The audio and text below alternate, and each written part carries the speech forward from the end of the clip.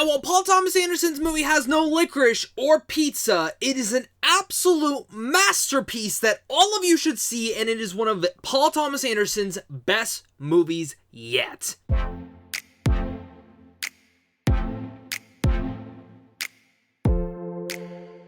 What's going on, everybody? Welcome back to a brand new movie review. Today we're going to be discussing Licorice Pizza. This is, of course, directed and written by PTA himself, Paul Thomas Anderson, and it's the story of Alana Kane and Gary Valentine growing up and running around and going through the treacherous navigations of first love in San Fernando Valley in 1973. You got the likes of Lana Haim and, of course, Cooper Hoffman, the son of Philip Seymour Hoffman, all starring in this movie with many celebrity cameos like Sean Penn, Bradley Cooper, Skylar Gisondo, and Maya Rudolph all showing up along the way, and plenty more. There are giant surprises throughout here.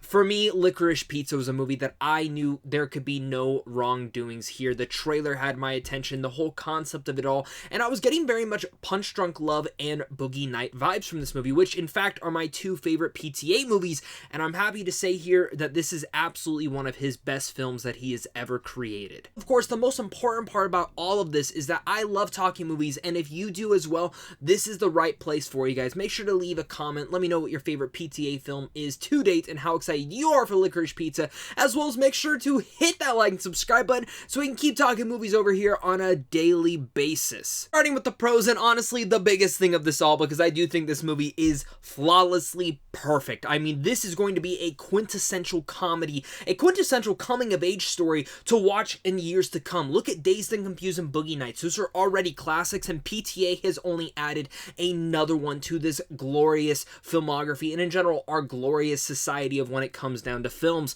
So I really don't have any cons or even mixed aspects of this movie. I absolutely loved this movie top to bottom, but really starting out with the big thing that I did love about it were the performances. Cooper Hoffman, my guy. I can't wait to see more from this, because what he brings here is the same charm, delight, and energy that his father also brought to the screen, but also in his own vein and style. You know, I loved Philip Seymour Hoffman, and when he had passed away, I was so sad, because that guy brought his all to every role, and Cooper Hoffman very much did the same, and I feel this very much personal feeling watching this entire movie because of that aspect, and especially because of how close PTA was to Philip Seymour Hoffman.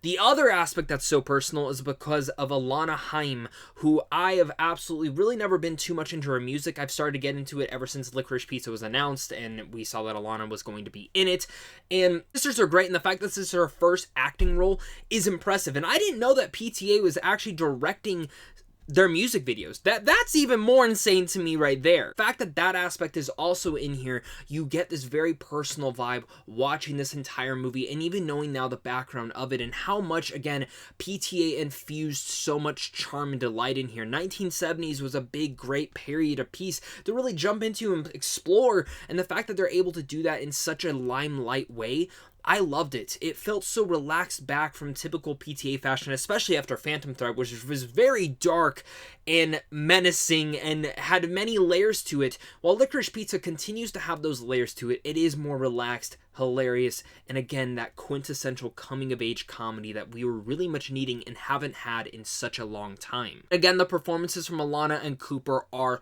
phenomenal.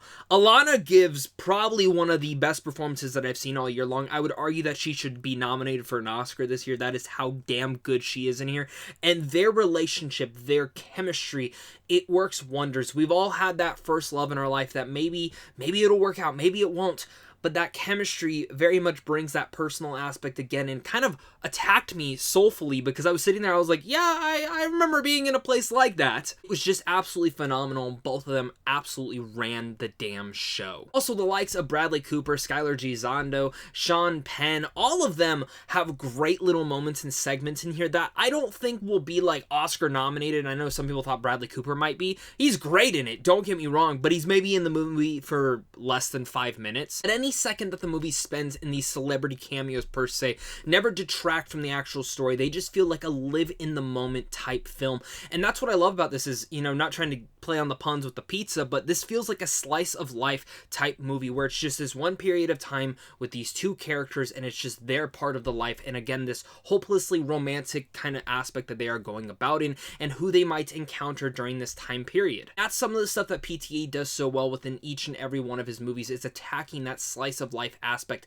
Boogie Nights, Punch Drunk Love, Magnolia, whatever you want to say about it, that is some of his best segments, is bringing about those types of lives and just centering on that one aspect of it all. Don't even get me started with the way that he infuses the music during this time period and brings the entire story to life. Again, this is just a hilarious movie that there are multiple points in the film where I was just sitting there laughing my ass off, smiling, and just in general enjoying myself. The thing that I can really say, and this is how I know that I'm watching like a cinematic, something special, is when I sit there and I'm like almost in tears and nothing that's even emotional. The movie started and I already felt emotional the second Cooper Hoffman came on screen because of his father, but as he starts to interact and act and really much become this character, I was sucked into 1970s San Fernando Valley and just absolutely was whisked away into this world, into this time period, and I never let go from there until the very time that the ending credits rolled. And even then, I still sat there going, I want more, because I loved this movie. Licorice Pizza is a damn gem, a quintessential movie to see this year and beyond. It's light, joyful, sweet, and hilarious. The passion and love that PTA infused into this movie is some of the strongest he has ever done, and you are not ready for Hoffman and Haim's performances. Truly perfect. This is an absolute masterpiece, one of the best films of this year, and I can only imagine on rewatches this movie becoming one of my favorites of all time. Damn dear God, if that's even a damn phrase you could say right there.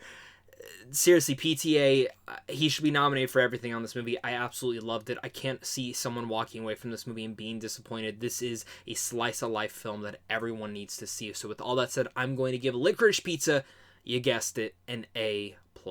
Of course, guys, thank you so much. The most important part about this entire video is getting your guys' thoughts down below in the comment section. So make sure to hit that like and subscribe button. Comment down below your guys' thoughts. What's your favorite PTA movie? Let's discuss it. Also, make sure to head on over to Sandwich on Films on how to see films early. And of course, guys, just a big thank you to you guys for clicking on this video once again. So of course, until next time, stay classy.